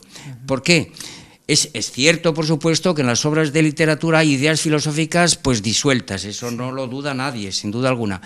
Pero, ¿cuál es lo específico de la literatura? ¿Cuál es lo específico de la filosofía? ¿Cuál es lo específico de la ciencia? Porque, claro, y ahora vamos al otro asunto, en el cierre gnoseológico de la literatura, ¿qué tipo de cierre es este? Yo no he visto ahí ejercitada una teoría de la ciencia que nos lo permita.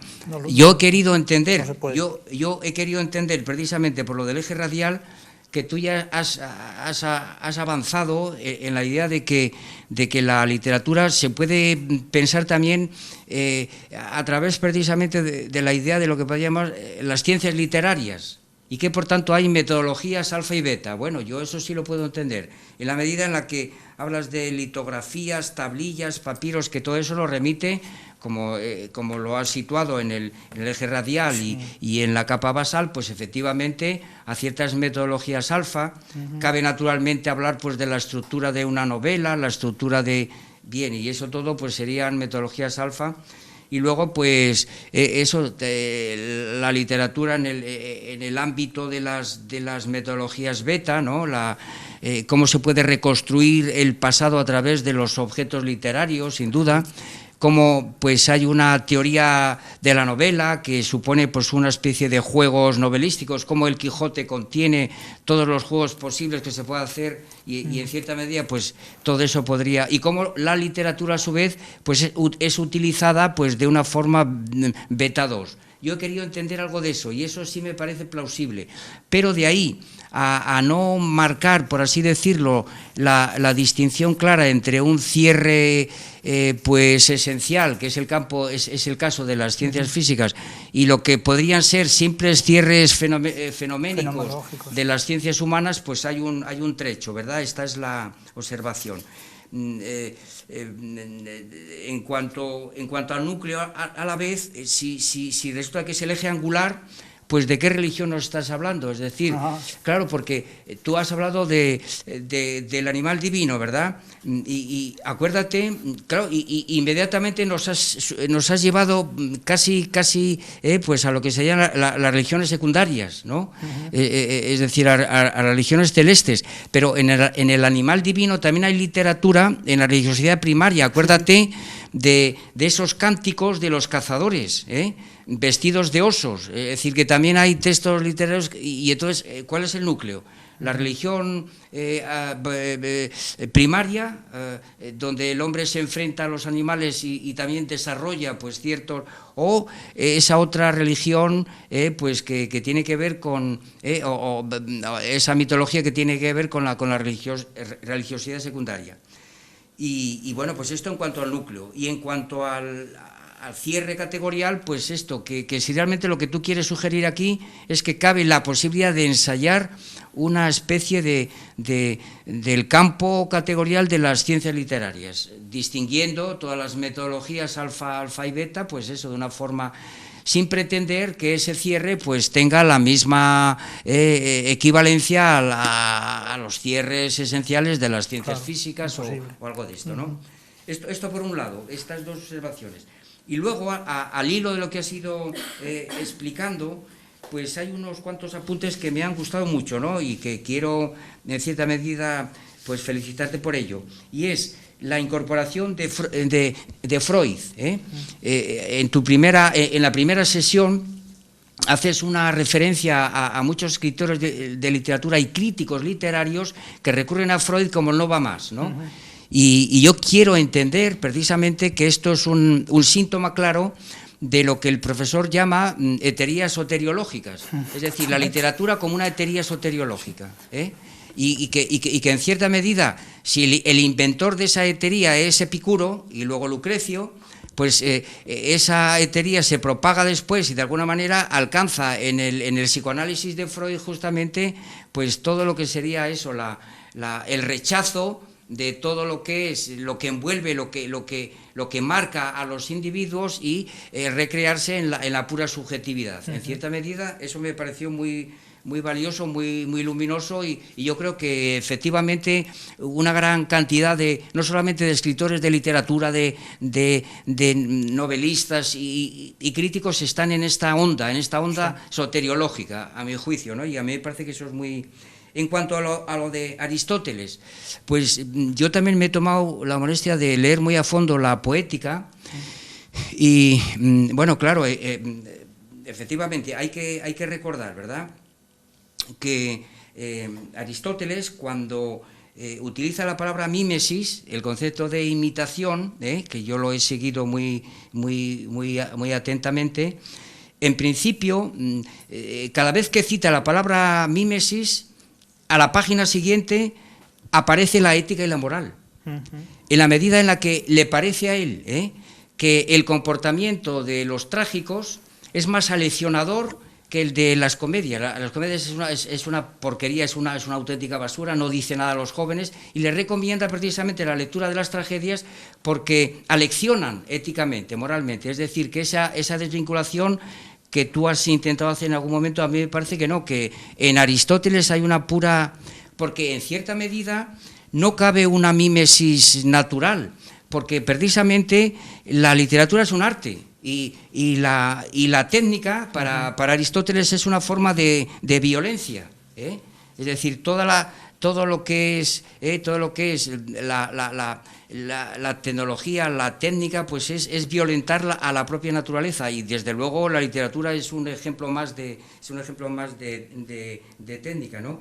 Y que frente a lo que podríamos llamar movimiento violento, y la técnica pues está inserto en ese apartado, pues está el movimiento natural, ¿no? En cierta medida, por tanto, la posición aristotélica pues supone una concepción de la literatura, a mi juicio, que todavía no ha apuntado en todas sus dimensiones, como una especie de ética ejercitada, ¿no? En el sentido en el que no toda la obra literaria tiene el mismo valor ético, el mismo valor aleccionador, el mismo valor moral. Y luego ya finalmente el último asunto, la crítica platónica a los rapsodas, ¿acaso no tenga tanto que ver en la medida en la que, como tú has apuntado, de que es que no saben interpretar los textos literarios, cuanto les considera precisamente como que se mueven en el mundo de las apariencias, es decir, que no han remontado, no han hecho diánoya, esta es la cuestión, y que entonces se moverían exclusivamente en el mundo de las apariencias y serían precisamente ese grupo de charlatanes que llevan pues figurillas, que llevan ciertas imágenes y que el fuego que hay detrás de ese túnel, de ese tabique que hay en la caverna se proyecta sobre el fondo. Y entonces Platón estaría criticándoles precisamente en tanto en cuanto no son filósofos.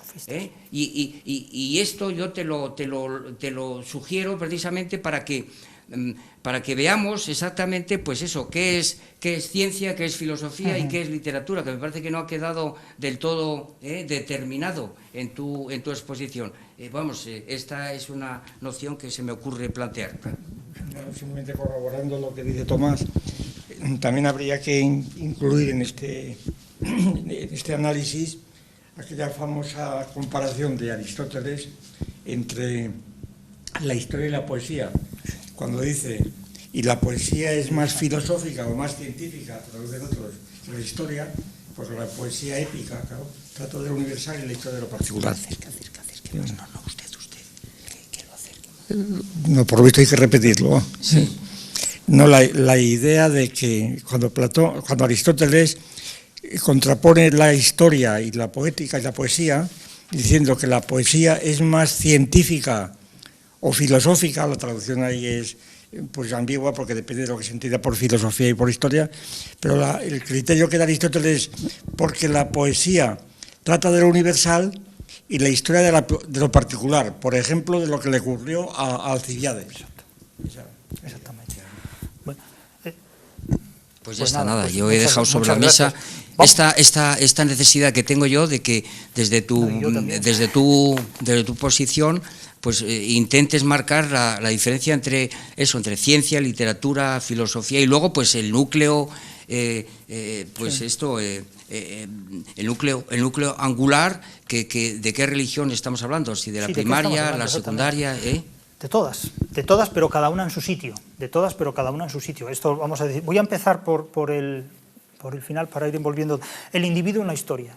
Ahí está todo. El individuo en la historia, el volumen del profesor Bueno, que fue lección inaugural en el año 85, me parece, de la Universidad de Oviedo. Fue mi primer año de carrera en Oviedo, el año 85. Y fue, no sé si se publicó en el año 85, porque o se dio en el año 85, o se había dado en el 84, se publicó en el 85. Pero ahí, en el individuo en la historia, ese fragmento de la poética de Aristóteles está perfectamente bien glosado. Bueno, es todo un opúsculo para glosar eso. Claro, indudablemente, la poesía es más universal. ¿Por qué? Porque plantea situaciones probables o posibles, mientras que la historia ya está construida sobre hechos inamovibles. Pero claro, la historia que tiene delante Aristóteles son los libros de Heródoto, la poesía que tiene delante Aristóteles es la tragedia griega, básicamente, u otros materiales que desconocemos, pero hasta nosotros no han llegado.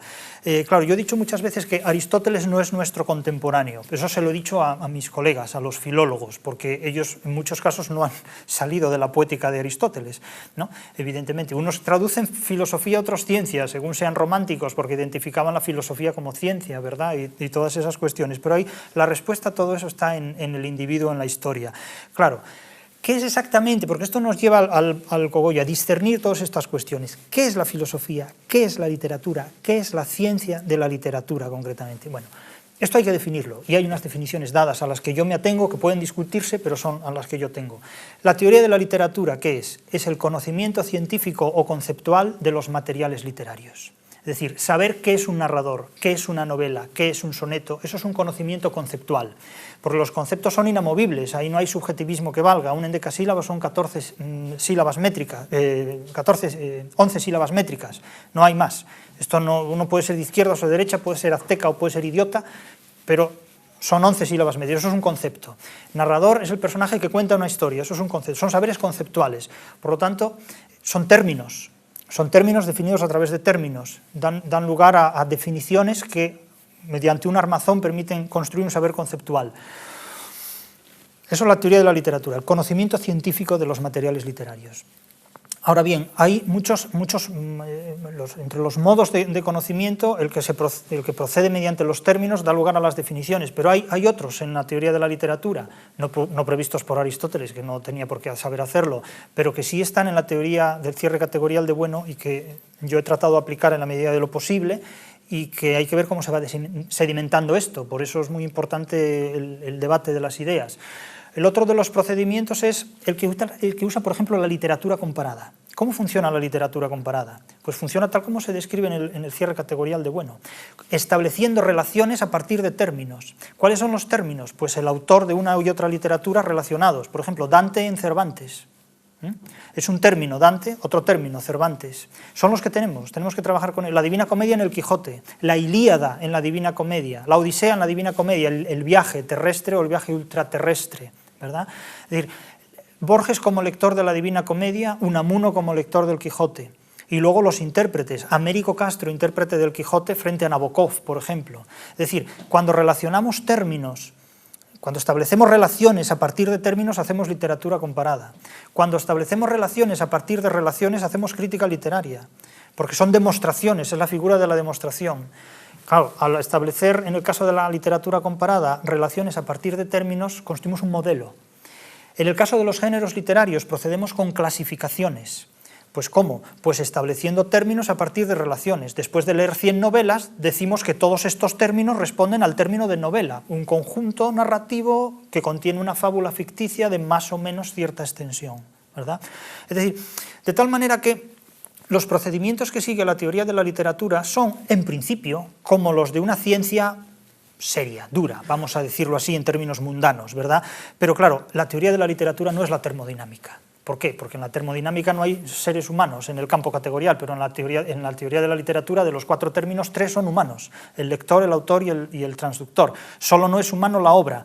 Y en el caso de la obra, mucho cuidado, porque los posmodernos, una vez más, utilizan, digamos, los pentáculos y las filacterias. Dicen que el lenguaje te dice a ti mismo. Que el lenguaje, ¿verdad? Esto lo hemos visto muchas veces, que el lenguaje te dice sin que lo digas. Bueno, eso es dotar a la estructura de una autonomía operatoria galopante, o sea, como si fuera como si la escritura fuera una estructura poseída por un demonio o por un dios y te dice cosas que tú no controlas, ¿no? Dice el susurro del lenguaje, dice Roland Barthes, le bruit du monde du langage. Y entonces el lenguaje habla por sí mismo, eso es una tomadura de pelo. El lenguaje es un instrumento humano, es un relator, en todo caso, un operador, pero en manos del ser humano, no por sí mismo.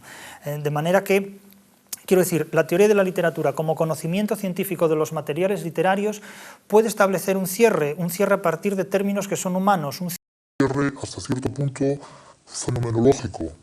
Claro, es muy difícil constituir esto. Mañana al entrarme en la gnosiología, trataré de delimitar esto más, porque claro, ¿cómo se va formando? El lector no surge antes del año 67, y del año 67 concretamente, pues porque fue el año en el que Hans Oberjaus en la Universidad de Constanza pronunció la lección inaugural sobre la literatura como provocación, ¿no? El lector como la figura que da sentido a la obra literaria.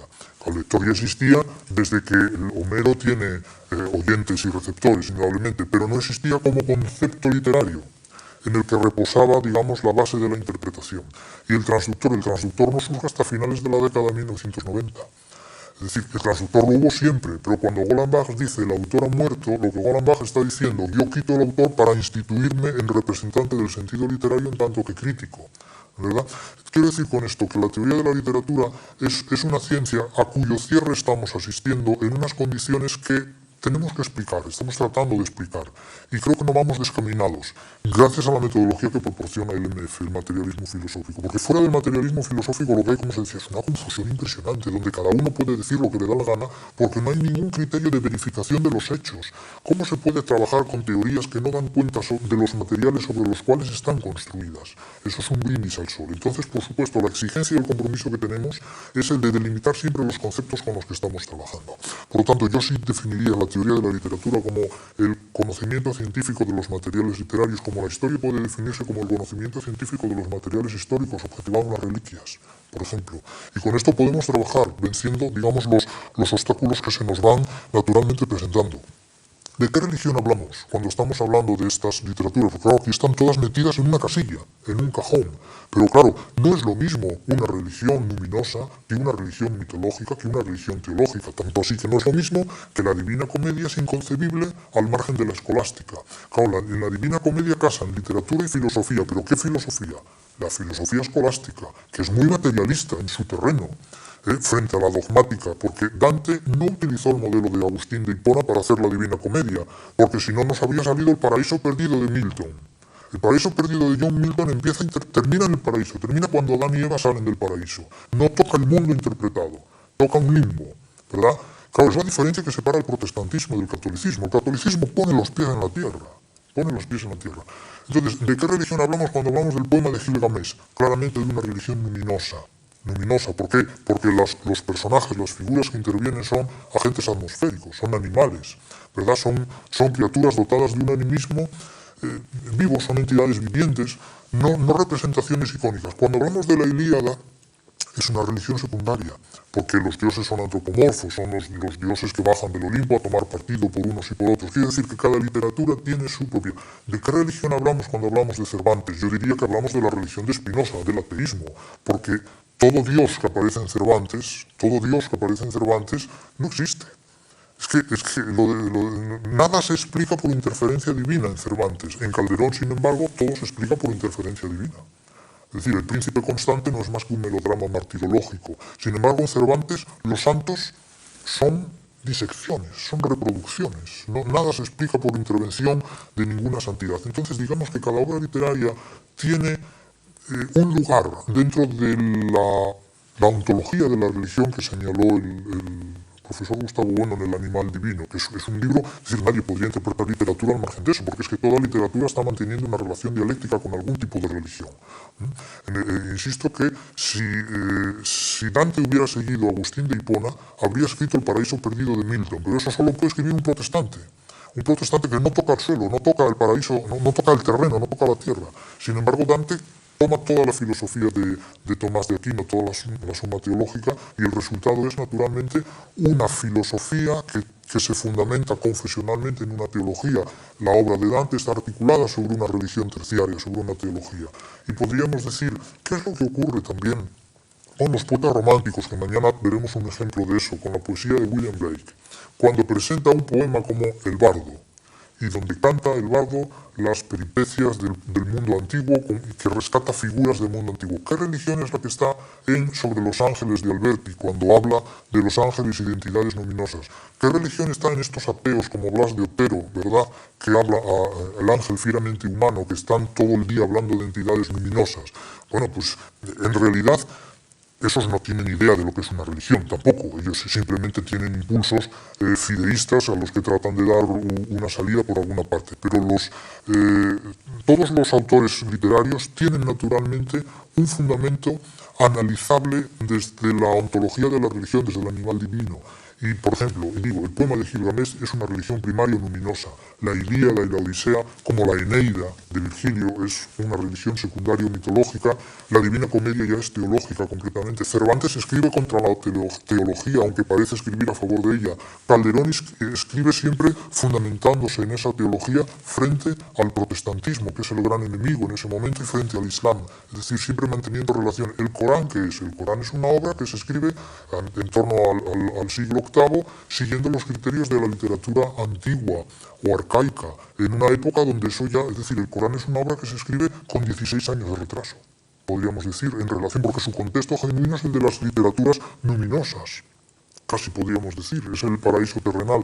Entonces, sí es posible, además sería muy interesante el desarrollo de trabajos académicos, si es que sigue existiendo la universidad dentro del tiempo, ¿verdad?, que desarrollaran este tipo de cuestiones, porque en efecto es razonable plantearlas, creo que es muy razonable plantearlas y sobre todo plantearlas en relación dialéctica o en colaboración entre el ámbito de las investigaciones que llevan a cabo los filósofos y los que llegamos en literatura, porque si no lo van a hacer otros, y otros lo van a hacer sin criterios, y el resultado va a ser escalofriante, o sea, va a ser inútil, va a ser estéril, en una palabra. Luego, claro, se habla también de... hay que discriminar los contenidos de las casillas, indudablemente, es decir, la cuestión está en qué criterios de discernimiento se van utilizando, pero todo esto se va a desglosar después, a lo largo del texto. Todo esto se da aquí con una finalidad ilustrativa, pero esto hay que ir desglosándolo, porque claro, aquí metemos el mito, la magia, la religión, técnicas de realidad y de escritura y puntos suspensivos. Bueno, pero ¿cuál es el límite de todo esto y dónde está cada cosa? Es decir, yo, si estuviera ahí, también lo preguntaría, evidentemente. O sea, que eso no es luego las tablillas y en el eje radial, hasta que llegamos al eje circular, donde ahí ya no hay puntos suspensivos. Autor, obra, lector, intérprete, transductor. Todo esto, evidentemente, hay que delimitarlo. Porque, claro, ¿de qué hablamos cuando hablamos? También hay mito en nuestra sociedad, también hay magia en nuestra sociedad, aunque sea para descreer de ella, pero no todo el mundo no cree. Por ejemplo, cuando yo explico la Celestina, siempre advierto esto. Celestina, la protagonista de la obra, hace un conjuro. Hace nada menos que un conjuro.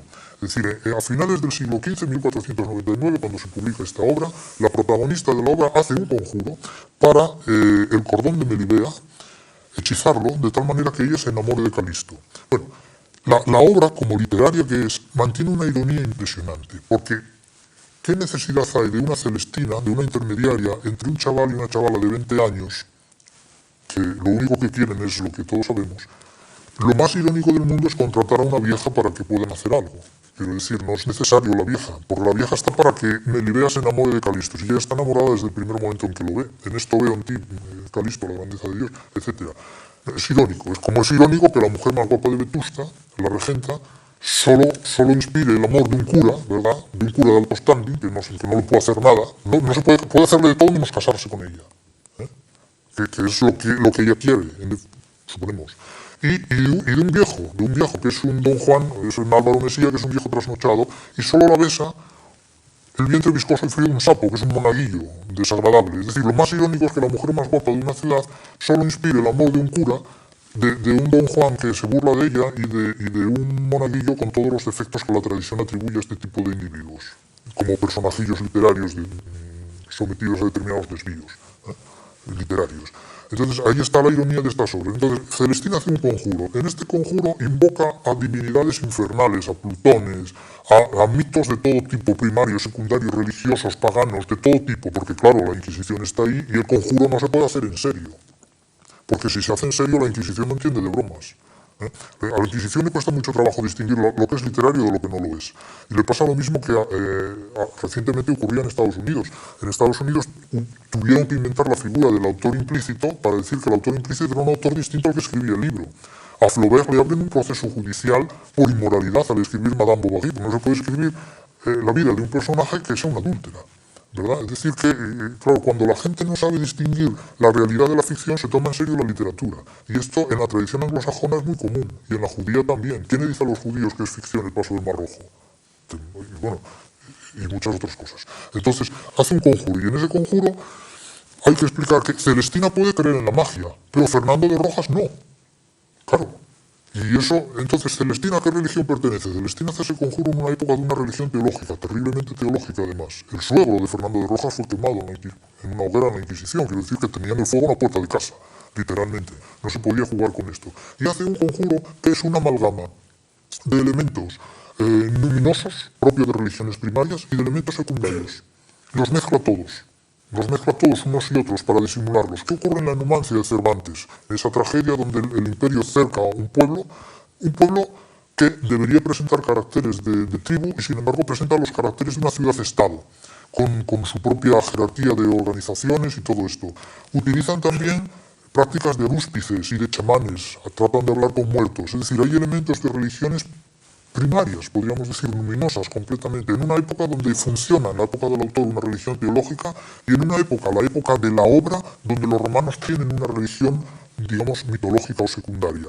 Quiero decir que siempre que nos acercamos a las obras literarias nos vamos a encontrar con situaciones de este tipo que reproducen grandes ambigüedades y estamos obligados a discernirlas en la medida de lo posible. Pero la literatura nunca nos va a hablar con claridad. Es decir, la literatura jamás va a tener la claridad del racionalismo del discurso filosófico, ¿verdad? Donde, bueno, de algún discurso filosófico, porque hay filósofos que eso es una retórica, eso es terapia de grupo realmente, en definitiva.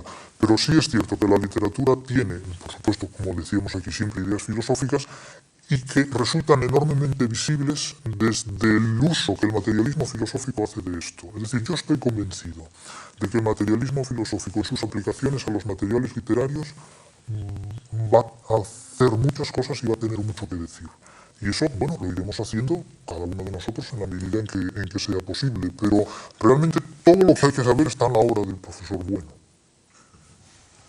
Otra cosa es que sepamos aplicarlo con mejor o peor éxito, ¿no? Yo hago lo que puedo, como todo el mundo, y hago lo que puedo y unas cosas estarán mejor, otras estarán peor, pero por lo menos hay que hacerlo porque si no lo van a hacer los posmodernos y entonces pues eso no puede ser, es lo que se nos ve. Pero mañana continuaremos también, con más cosas.